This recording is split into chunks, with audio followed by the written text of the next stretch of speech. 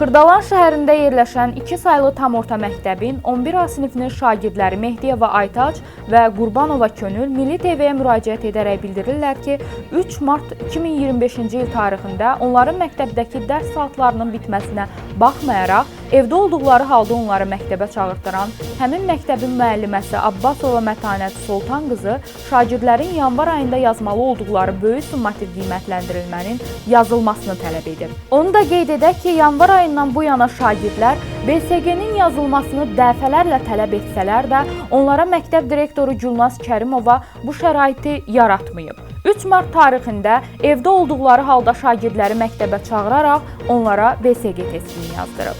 Şagirdlər şikayətlərində onu da bildirirlər ki, onlara məqsədli şəkildə vaxtı keçmiş BSG-ni yazdırdıqdan sonra onlar məktəbdən getdikləri halda Mətanət müəllimə şagirdlərə zəng edib BSG testlərinə qol çəkmədiklərini bəhanə edərək yenidən onları məktəbə dəvət edib. Əslində isə şagirdləri yenidən məktəbə dəvət etməkdə məqsəd qol çəkmək yox, məktəb direktoru Gülnaz Kərimovanın tələbi olub. Şagirdlərin bizə bildirdiyinə görə onlar məktəbdə Gülnaz Kərimovanın təzyiq və təhqirinə məruz qalıblar. Bizə təqdim olunan səs yazılarında da bir daha aydın olur ki, məktəb direktoru Gülnaz Kərimovanın şagirdləri Aytac və Könülə qarşı böyük bir nifrəti var. Bu nə geyindi Aytac? Necəyəm, bu nə geyindi? Mən evdən gəlmişəm bura. Bu nə danışırsan, məndən danışırsan? Necəyəm, necə danışam, normal danışam. Sən evdən gəlmişəm, heç sizə bu nə geyindi? Mən də qayıb deyirəm ki, evdən gəlmişəm. Elə danışırsan, evdən danışırsan.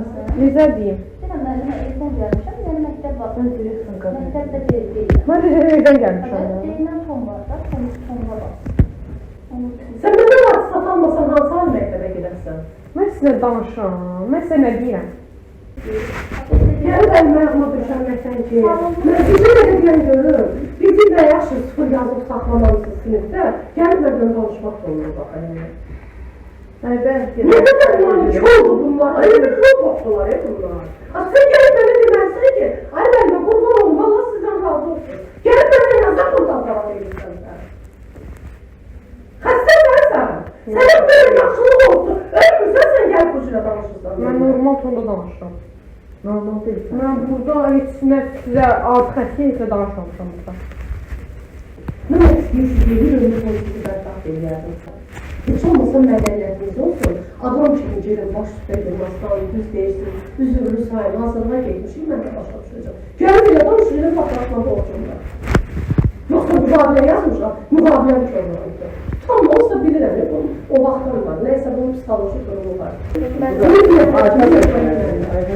Arkaç gəlməsə ha, mən ən axmaq adamam, polisə verib onu zəhl eləyəcəm. Sabah səndən şikayət edib.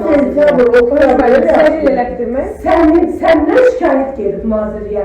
Naziri gəlib yoxlayacaq. Sənin burada olmamağını o demədi ki, mən səni gizlədirəm. Mən sana bir dənə psixolojim da var da Röya. Sən bu məktəbdən sağ istatarsan, mən badan ərsəni. Onu mən eləməyəcəm, onu nazirdən gələn eləyəcək.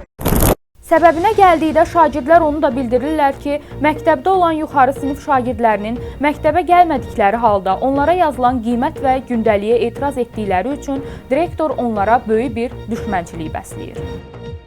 Onu da qeyd etmək istəyirik ki, bir ildən artıqdır ki, sözgedən Xırdalan şəhər 2 saylı tam orta məktəbin direktoru olan Gülnaz Kərimovanın qanunsuz əməlləri barədə kütləvi informasiya vasitələrində gedən çoxsaylı məlumatlara baxmayaraq, onun yaxın rəfiqəsi olan Abşeron Xızı Regional Təhsil İdarəsinin müdürü İlhamə Abdullayevin himayəsi nəticəsində Gülnaz Kərimova öz qanunsuzluqlarını hələ də davam etdirməkdədir.